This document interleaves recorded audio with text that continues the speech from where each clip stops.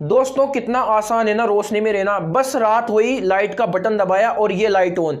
दोस्तों उतना ही मुश्किल है इस लाइट को बनाना। आज की इस वीडियो में हम यही जानेंगे कि कैसे कोयले से लाइट को बनाया जाता है और कैसे एक बॉयलर में स्टीम को गर्म किया जाता है और उस स्टीम से कैसे टरबाइन को घुमाया जाता है। वैसे तो दोस्तों बात करें इंडिया के अंदर बिजली बनाने के तरीकों की, तो बहुत से तरीकों से दोस्तों इंडिया में बिजली बनाई जाती है। सूरज की रोशनी से, हवा से, पानी से, गैस से, यहाँ तक कि दोस्तों लकड़ी और गाय भैंस के गोबर से भी इंडिया में बिजली बनाई जाती है। पर दोस्तों हम ये जितने भी तरीके से बिजली बना रहे हैं ये काफी कम मात्रा में बना रहे हैं, तो हम इंडिया के कोने कोने तक बिजली को नहीं पहुंचा सकते। इंडिया के कोने कोने तक बिजली पहुंचाने के लिए दोस्तों इंडिया के अंदर कोयले से सबसे ज्यादा बिजली बनाई जाती है। कोयले से बनने वाली बिजली को दोस्तों थर्मल पावर प्लांट में बनाया जाता है।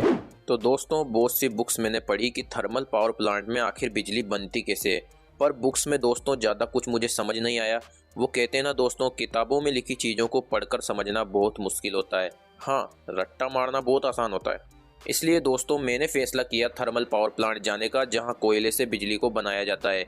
देख लेते हैं आखिर वहां बिजली बनती कैसे। तो दोस्तों जिससे पहले हम थर्मल पावर प्लांट पहुंचे, आप वीडियो को शेयर और चैनल को सब्सक्राइब कर लीजिए, क्योंकि दोस्तों आप वीडियो में इतना खो जाओगे चैनल सब्सक्राइब करना ही भूल जाओगे, फिर अगली आने वाली जबरदस्त वीडियो आप कैसे देख पाओगे।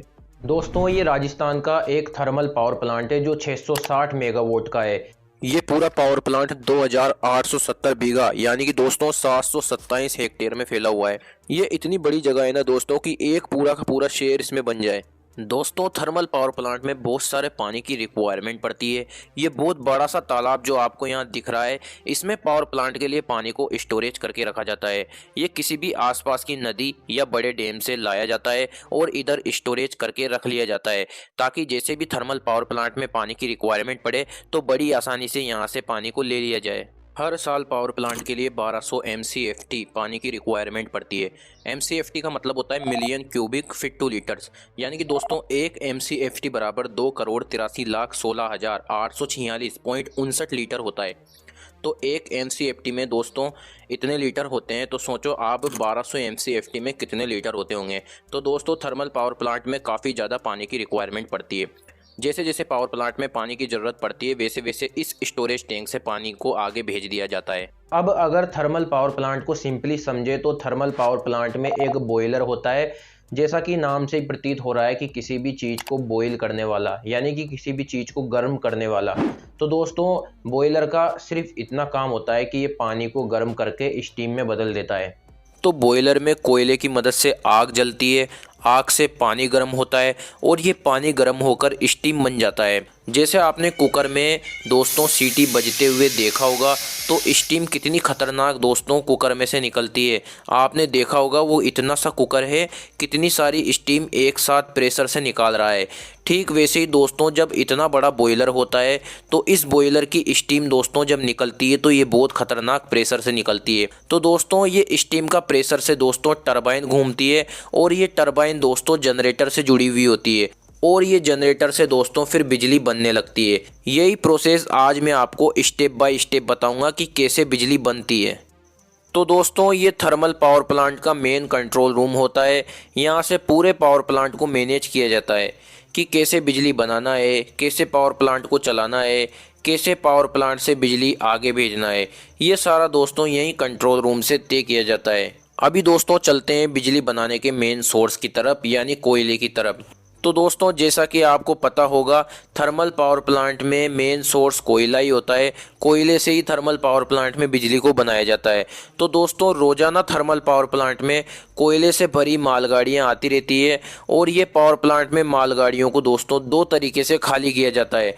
पहला तरीका दोस्तों बिल्कुल सिंपल है, गाड़ी के डिब्बे होते हैं उनके इस तरीके से गेट खोल दिए जाते हैं और सारा कोयला दोस्तों खाली कर लिया जाता है। तो दोस्तों ये तो हुआ पहला तरीका जिससे मालगाड़ियों के डिब्बों को खाली कर लिया जाता है। अगर बात करें दूसरे तरीके की, तो गाड़ी के एक डिब्बे को इस तरह दोस्तों टिपलर पर खड़ा कर लिया जाता है। टिपलर दोस्तों ये जो आपको प्लेटफॉर्म दिख रहा है इसे दोस्तों टिपलर कहते हैं। यहाँ पर डिब्बे को इस तरीके से दोस्तों खड़ा कर दिया जाता है। टिपलर एक मशीन है, पूरे डिब्बे को ये कसकर पकड़ लेती है और दोस्तों ये मशीन डिब्बे को इस तरीके से कसकर पकड़ लेती है और पूरा का पूरा उल्टा घूम जाती है। जाती है, जिससे दोस्तों ये पूरा कोयला खाली हो जाता है। फिर इस कोयले को दोस्तों कन्वेयर बेल्ट की मदद से आगे भेज दिया जाता है। अगर मालगाड़ियाँ किसी भी कारणवश थर्मल पावर प्लांट में टाइम से नहीं पहुंच पाए या फिर डिले हो जाए, तो दोस्तों वहां पर थर्मल पावर प्लांट में तो कोयले की रेगुलर रिक्वायरमेंट पड़ती रहती है। तो अगर मालगाड़ी टाइम पर नहीं पहुंचेगी तो फिर थर्मल पावर प्लांट को कैसे चलाया जाएगा। दोस्तों इस स्थिति से निपटने के लिए थर्मल पावर प्लांट में बड़े पैमाने पर कोल यार्ड बनाया जाता है। दोस्तों इस कोल यार्ड में कोयले को स्टोरेज करके रखा जाता है। दोस्तों 660 मेगावाट की 2 यूनिट के लिए 17,800 मीट्रिक टन पर डे के हिसाब से कोयले की रिक्वायरमेंट पड़ती है। और दोस्तों 5.65 मिलियन मीट्रिक टन हर साल कोयले की रिक्वायरमेंट पड़ती है।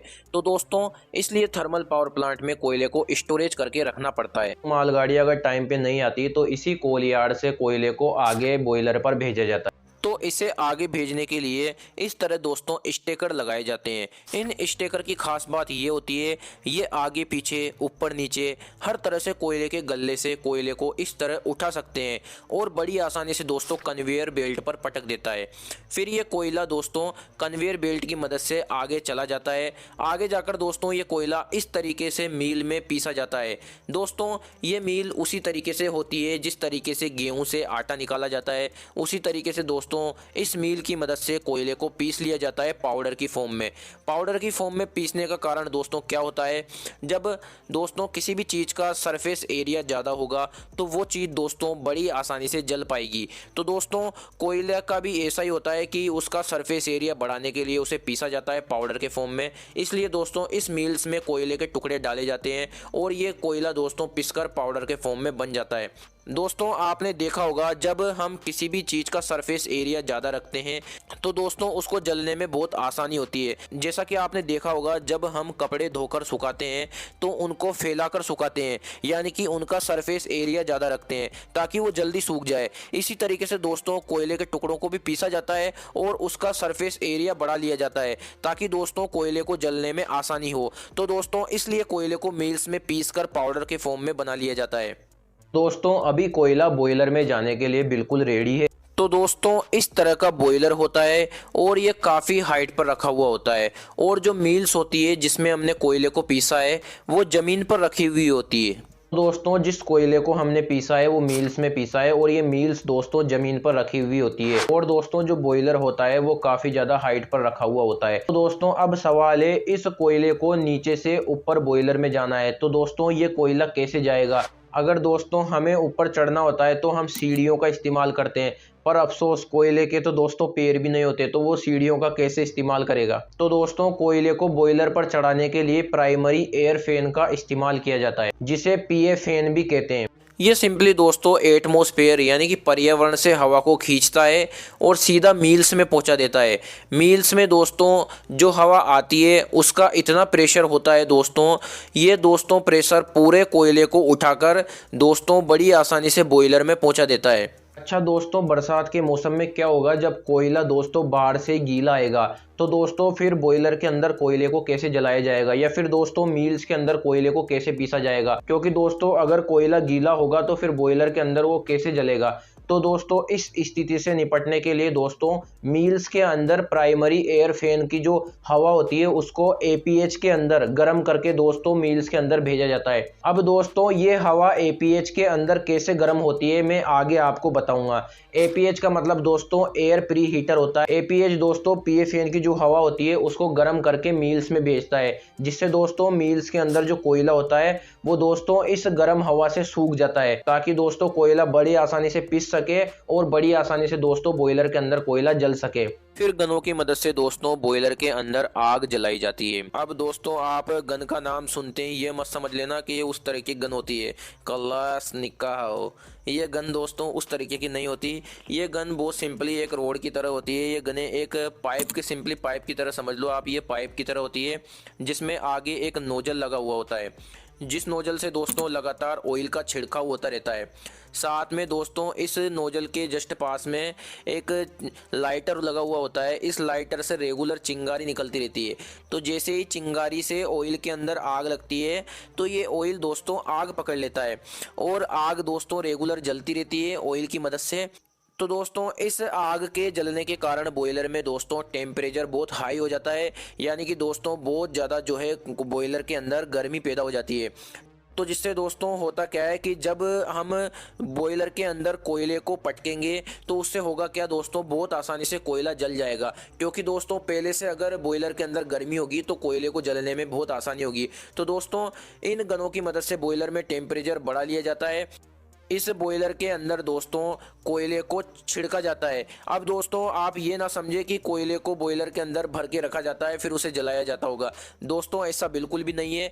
कोयले को दोस्तों बॉयलर के अंदर छिड़का जाता है और दोस्तों इस तरीके से ये भट्टी फर्नेस की तरह काम करने लगता है। बाद में दोस्तों गनों को वापस बाहर निकाल लिया जाता है और कोयले की मदद से कोयले का रेगुलर छिड़काव होता रहता है और आग जलती रहती है और एक निश्चित टेम्परेचर पर इसको मेंटेन कर लिया जाता है और रेगुलर दोस्तों कोयला जलता रहता है। गनें इसलिए बाहर वापस निकाल ली जाती है ताकि ऑयल वेस्ट ना हो। ऑयल का इस्तेमाल सिर्फ बॉयलर के अंदर टेम्परेचर बढ़ाने के लिए किया जाता है। दोस्तों बॉयलर चारों तरफ से पैक रहता है और बॉयलर काफी ज्यादा बड़ा रहता है। दोस्तों आपको पता होगा आग जलाने के लिए 3 चीजों की जरूरत पड़ती है, गर्मी, ईंधन और ऑक्सीजन। तो दोस्तों बॉयलर के अंदर हमने 2 चीज तो डाल दी, गर्मी और ईंधन, पर दोस्तों अभी तीसरी चीज यानी कि ऑक्सीजन हमने बॉयलर के अंदर नहीं डाली है। तो बॉयलर चारों तरफ से पैक होता है, अगर बॉयलर के अंदर ऑक्सीजन नहीं जाएगी तो फिर आग नहीं जल पाएगी। तो दोस्तों बॉयलर के अंदर ऑक्सीजन भेजने के लिए हम इस्तेमाल करते हैं एफडी फैन का, जिसे फोर्स ड्राफ्ट फैन भी कहते हैं।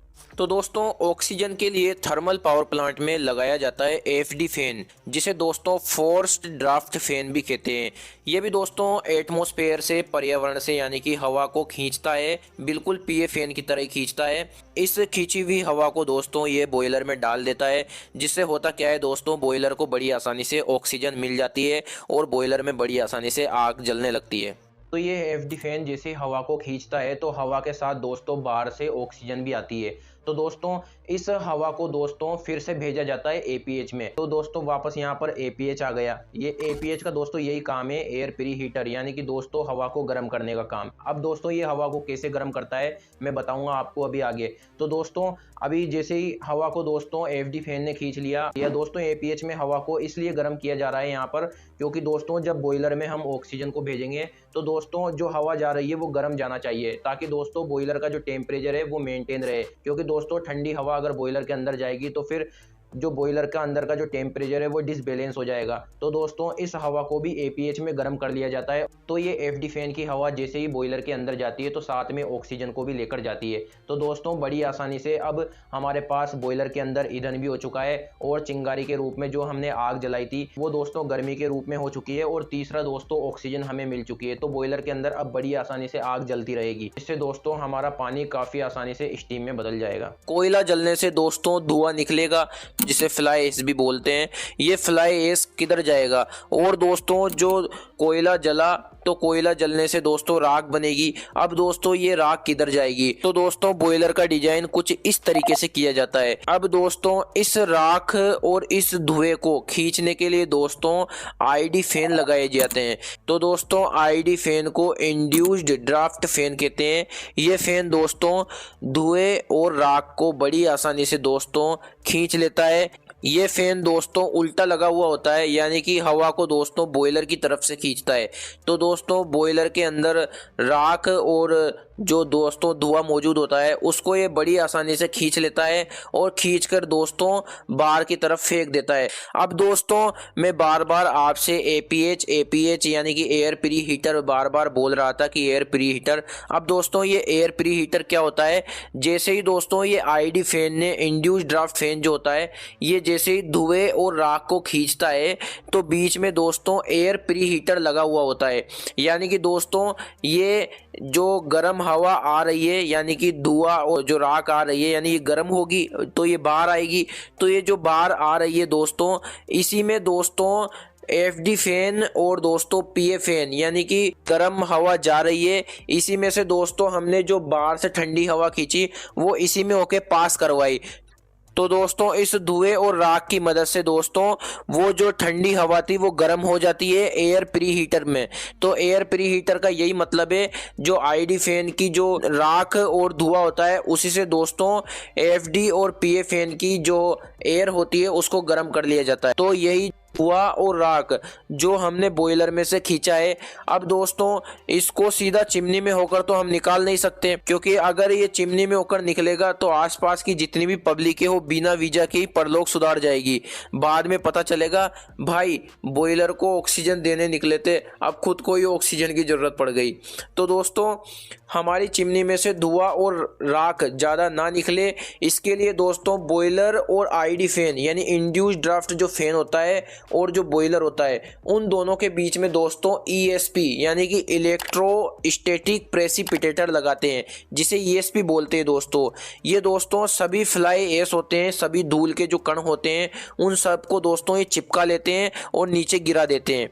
जो बाकी की दोस्तों फ्रेश एयर बचती है उसको चिमनी में होकर निकाल दिया जाता है।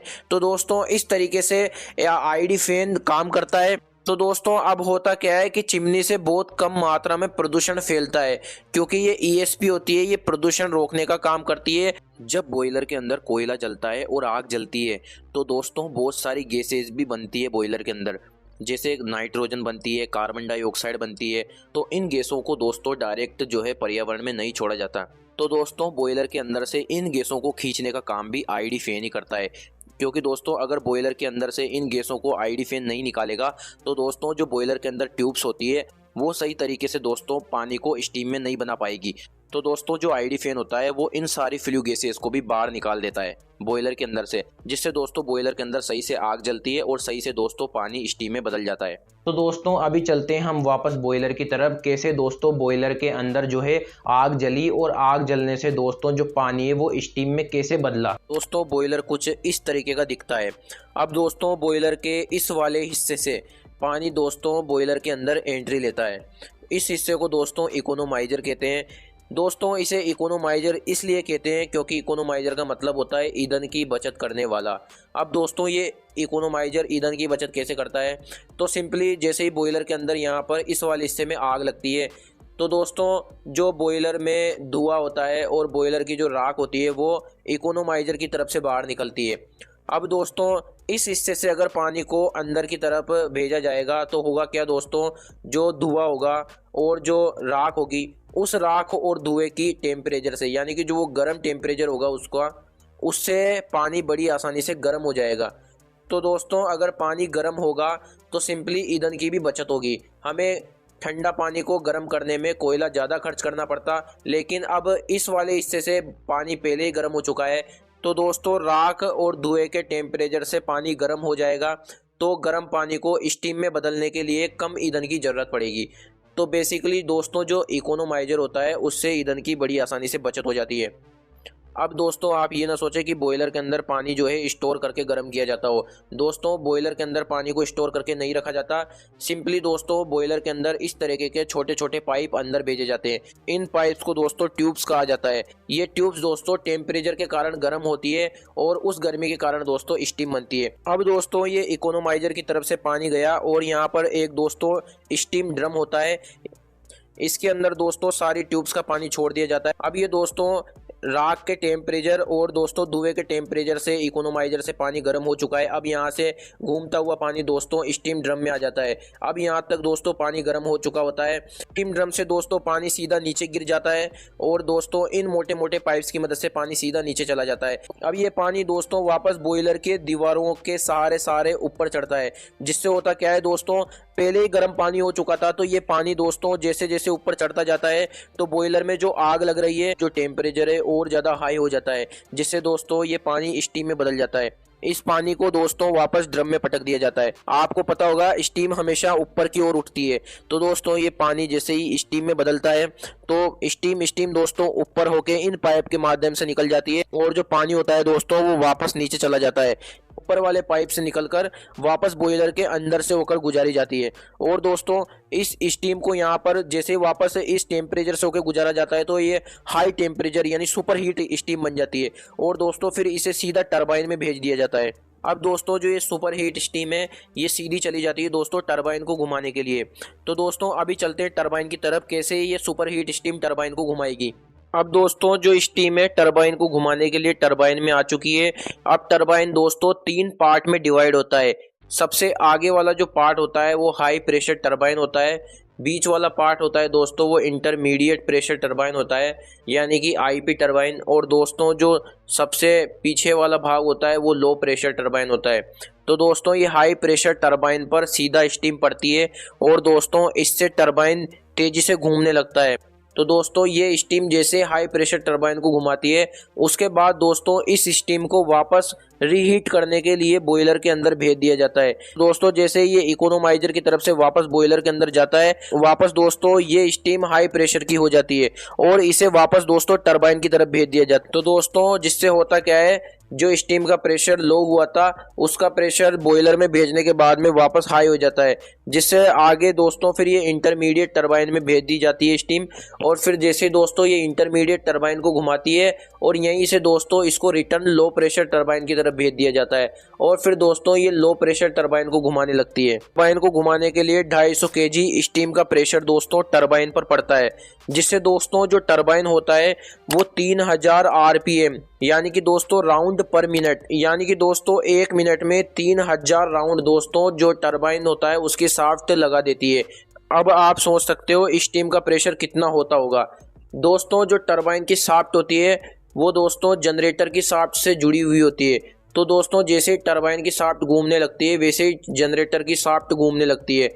और दोस्तों आप सुनकर हैरान हो जाओगे, टरबाइन को घुमाने के बाद जो बिजली बनती है वो दोस्तों ओनली 11 kV ही बनती है। अब दोस्तों आप सोच रहे होंगे कि ये 11 kV ही बिजली बनी तो 660 मेगावाट प्लांट का मतलब क्या हुआ। दोस्तों जो ये 11 kV बिजली बनती है इसे दोस्तों स्टेप अप ट्रांसफार्मर की मदद से 660 मेगावाट तक बढ़ा दिया जाता है और फिर दोस्तों इस 660 मेगावाट को झूला लाइन के माध्यम से आगे भेज दिया जाता है। तो दोस्तों टरबाइन को घुमाने के बाद में जो स्टीम बचती है वो कंडेंसर में जाती है। कंडेंसर में दोस्तों टरबाइन में जो स्टीम घूमी तो दोस्तों उसका प्रेशर लो हो जाता है, लेकिन दोस्तों अभी भी वो स्टीम ही रहती है, वो पानी में नहीं बदलती। तो दोस्तों इसको पानी में बदलने के लिए कंडेंसर के अंदर इस तरीके की ट्यूब्स लगी होती है। इन ट्यूब्स में दोस्तों ठंडा पानी सर्कुलेशन करता रहता है, यानी कि दोस्तों इस तरफ से दोस्तों ठंडा पानी आता है और इस तरफ से वापस निकल जाता है। तो दोस्तों कंडेंसर के अंदर दोस्तों टरबाइन को घुमाने के बाद में जो स्टीम बचती है वो स्टीम दोस्तों इन ट्यूब्स पर पड़ती है। इन ठंडे पानी की ट्यूब्स से दोस्तों स्टीम टकराकर पानी में बदल जाती है और वो दोस्तों पानी हॉट वेल में चला जाता है। अब दोस्तों इन ट्यूब्स के अंदर जो ठंडा पानी रहता है वो हो जाता है दोस्तों गर्म। तो दोस्तों वो गर्म पानी दोस्तों यहाँ से सीधा निकल जाता है कूलिंग टावर पर और दोस्तों इस तरीके का जो है कूलिंग टावर दिखता है। तो दोस्तों ये गर्म पानी कूलिंग टावर पर आ जाता है और कूलिंग टावर पर दोस्तों छोटे छोटे पाइप और नोजल के माध्यम से हाइट पर से दोस्तों इस पानी का स्प्रे किया जाता है। तो दोस्तों इस पानी को कूलिंग टावर पर काफी हाइट पर से गिराया जाता है, जिससे दोस्तों होता क्या है, कूलिंग टावर से जब पानी नीचे गिरता है तो दोस्तों एटमॉस्फेयर की जो हवा होती है उस हवा से दोस्तों ये पानी ठंडा हो जाता है और दोस्तों नीचे बेसिल में चला जाता है। बेसिल दोस्तों कूलिंग टावर के नीचे ही एक टब जैसा होता है जिसमें दोस्तों पानी इकट्ठा हो जाता है जाकर। आपने दोस्तों देखा होगा कूलिंग टावर के ऊपर जो भाप सी निकलती देखी होगी आपने, तो दोस्तों वो यही होता है। जब पानी दोस्तों हाइट पे से गिरता है तो पानी दोस्तों नीचे ठंडा हो जाता है और दोस्तों वो भाप सी आपको दिखाई देती है, वो गर्म पानी की ही भाप होती है। अब ये गर्म पानी जैसे ही कूलिंग टावर पर से गिरकर दोस्तों नीचे ठंडा हो चुका है, अब दोस्तों डीएम प्लांट से थोड़ा और पानी इसके अंदर ऐड कर दिया जाता है, जिससे दोस्तों होता क्या है, ये पानी पूरी तरीके से ठंडा हो जाता है और फिर ये पानी वापस चला जाता है कंडेंसर के अंदर।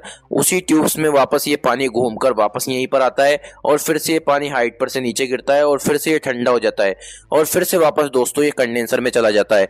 तो दोस्तों इसी तरीके से ये पानी का सर्कुलेशन होता रहता है। तो दोस्तों कूलिंग टावर का यही काम होता है, ये पानी को कूलिंग करता है। अब दोस्तों हम जान लेते हैं कि इकोनोमाइजर तक पानी कैसे पहुंचता है। इकोनोमाइजर से पानी बॉयलर के अंदर एंट्री लेता है, कैसे लेता है ये तो मैंने आपको बता दिया। अब दोस्तों इकोनोमाइजर तक पानी कैसे पहुंचता है। अब दोस्तों वीडियो के शुरुआत में मैंने आपको एक स्टोरेज तालाब दिखाया था। यहाँ पानी दोस्तों सीधा नदी या डैम से आया हुआ होता है। तो दोस्तों ये पानी दोस्तों काफी गंदा होता है। तो दोस्तों इस पानी को स्टोरेज तालाब से सीधा डीएम प्लांट में भेजा जाता है। डीएम प्लांट बेसिकली दोस्तों डीमिनरलाइजेशन प्लांट होता है, यानी कि दोस्तों ये डीएम प्लांट केवल पानी को शुद्ध करता है, यानी जो पानी का पीएच मान है उसे 7 तक लाता है। जब दोस्तों पानी का पीएच मान 7 हो जाता है तो पानी शुद्ध हो जाता है। कुल मिला के दोस्तों जो डीमिनरलाइजेशन प्लांट होता है वो पानी को शुद्ध करने का काम करता है, यानी पानी को प्योर करने का काम करता है। अच्छा दोस्तों, अभी पानी बॉयलर में जाने के लिए बिल्कुल रेडी है, यानी कि दोस्तों हमने पानी को शुद्ध कर लिया। अब पानी बॉयलर में जाने के लिए बिल्कुल रेडी हो चुका है। लेकिन दोस्तों अभी भी दोस्तों काफ़ी डिजोल्ड गैसें दोस्तों पानी के अंदर मौजूद है, लाइक ऑक्सीजन, कार्बन डाइऑक्साइड। ये गैसें दोस्तों बॉयलर के लिए काफ़ी ख़राब होती है। दोस्तों जो बॉयलर होता है, बॉयलर की जो ट्यूब्स होती है वो लोहे की बनी हुई होती है। अब दोस्तों जैसे ये ऑक्सीजन मिला पानी बॉयलर के अंदर जाएगा तो दोस्तों लोहे के साथ क्रिया करके ये क्या जंग लगा देगा, और दोस्तों धीरे धीरे जो ये ट्यूब्स है वो ख़राब होने लगेगी। अब दोस्तों ये जंग ना लगे, ये ट्यूब्स ख़राब ना हो, इसके लिए दोस्तों इस पानी में से इन गैसों को रिमूव करना पड़ेगा। इस पानी में से इन गैसों को रिमूव करने के लिए इस्तेमाल में लिया जाता है डीएरेटर। तो दोस्तों बॉयलर के अंदर पानी को भेजने से पहले डीरेटर का इस्तेमाल किया जाता है। डीरेटर में बेसिकली दोस्तों कुछ नहीं होता, जो पानी होता है, पानी को दोस्तों एक तरीके से उबाला जाता है। डीरेटर के अंदर बेसिकली दोस्तों स्टीम का एक पाइप निकाला हुआ होता है। तो दोस्तों स्टीम रेगुलर उस पाइप में होकर फ्लो करती रहती है, और दोस्तों जो पानी होता है वो उस पाइप के टेम्परेचर से खोलने लगता है, यानी उबलने लगता है, और जो उसमें जो ऑक्सीजन के ये बुलबुले होते हैं ये सीधे दोस्तों ऊपर की ओर उठने लगते हैं, और एक तरह से ऑक्सीजन इस पानी के अंदर से रिमूव होने लगती है। तो पानी को डीरेटर के अंदर एक तरीके से ओनली उबाला जाता है, ये समझ लो आप। अब दोस्तों डीरेटर से जो पानी निकलता है, इस पानी में से सारी डिजोल्ड गैसें निकल चुकी हुई होती है। अब ये बॉयलर में पानी जाने के लिए पूरी तरीके से रेडी है। लेकिन दोस्तों अब सोचो आप, बॉयलर के अंदर जाने से पहले अगर इस पानी को और गर्म कर लिया जाए, यानी कि इकोनोमाइजर में होकर पानी जाएगा तो पानी गर्म तो होगा ही, लेकिन इकोनोमाइजर में पानी जाने से पहले, यानी बॉयलर के अंदर पानी जाने से पहले अगर इस पानी को हम गर्म कर लें तो दोस्तों हमारा ईंधन होगा वो कम जलाना पड़ेगा हमें, यानी कि जो कोयला होगा उसे कम जलाना पड़ेगा। जब दोस्तों हम ठंडे पानी को गर्म करते हैं तो हमें गैस और चूल्हा ज़्यादा जलाना पड़ता है, यानी कि हमारा जो ईंधन होता है वो ज़्यादा जलता है। अब दोस्तों आप सोचो, अगर हम गर्म पानी को ही और ज़्यादा गर्म करेंगे तो दोस्तों उसमें हमारा ईंधन कम जलेगा। तो दोस्तों यही बॉयलर में किया जाता है। बॉयलर के अंदर यानी इकोनोमाइजर में पानी जाने से पहले ही इसे और ज़्यादा गर्म कर लिया जाता है। तो गर्म करने के लिए इस पानी को दोस्तों हीटर का इस्तेमाल किया जाता है। तो पानी दोस्तों एचपी हीटर में गर्म होता है। एचपी हीटर मतलब high pressure heater. HP heater में दोस्तों ट्यूब्स होती है। अब इन ट्यूब्स में दोस्तों पानी को इस तरीके से गुजारा जाता है। तो दोस्तों एचपी हीटर इस तरीके का दिखता है। पानी को दोस्तों एचपी हीटर में ट्यूब्स के माध्यम से गुजारा जाता है। तो दोस्तों एचपी हीटर में इस तरीके से ट्यूब्स के अंदर पानी नीचे से जाकर और ऊपर से निकल जाता है। अब इसके अंदर पानी कैसे गर्म होता है दोस्तों, इन ट्यूब्स पर दोस्तों स्टीम का दोस्तों छिड़काव किया जाता है ऊपर से। तो दोस्तों इस तरीके से स्टीम का छिड़काव होता रहता है और एचपी हीटर के अंदर दोस्तों पानी गर्म होता रहता है। तो दोस्तों यहाँ पर लो टेम्परेचर का पानी जाता है और यहाँ से हाई टेम्परेचर पानी निकलता रहता है। तो दोस्तों इस तरीके से एचपी हीटर के अंदर पानी गर्म होता है, और एचपी हीटर के अंदर पानी गर्म होने के बाद में अब बॉयलर के अंदर पानी जाने के लिए बिल्कुल रेडी है। तो दोस्तों पूरा थर्मल पावर प्लांट में 3 तरीके के साइकिल चलते हैं। पहला दोस्तों कैसे कोयला आया, कैसे दोस्तों बॉयलर में कोयला जला, और दोस्तों दूसरा साइकिल होता है वाटर साइकिल, पानी कैसे गर्म होकर स्टीम बना, स्टीम से कैसे टरबाइन घूमा। और तीसरा साइकिल होता है दोस्तों इलेक्ट्रिसिटी साइकिल, टरबाइन की शाफ्ट से जनरेटर की शाफ्ट घूमी और जनरेटर से अल्टरनेटर चला, और दोस्तों 11 kV बिजली का जनरेशन हुआ और 11 kV को ट्रांसफार्मर पर भेजा। ये स्टेप अप ट्रांसफार्मर की मदद से 11 kV को 660 मेगावाट तक बढ़ा दिया। फिर 660 मेगावाट को दोस्तों झूला लाइन के माध्यम से आगे भेजा जाएगा। तो दोस्तों 3 तरीके के साइकिल पर पूरा थर्मल पावर प्लांट काम करता है। तो दोस्तों देखा आपने कितना मुश्किल होता है थर्मल पावर प्लांट में बिजली को बनाना।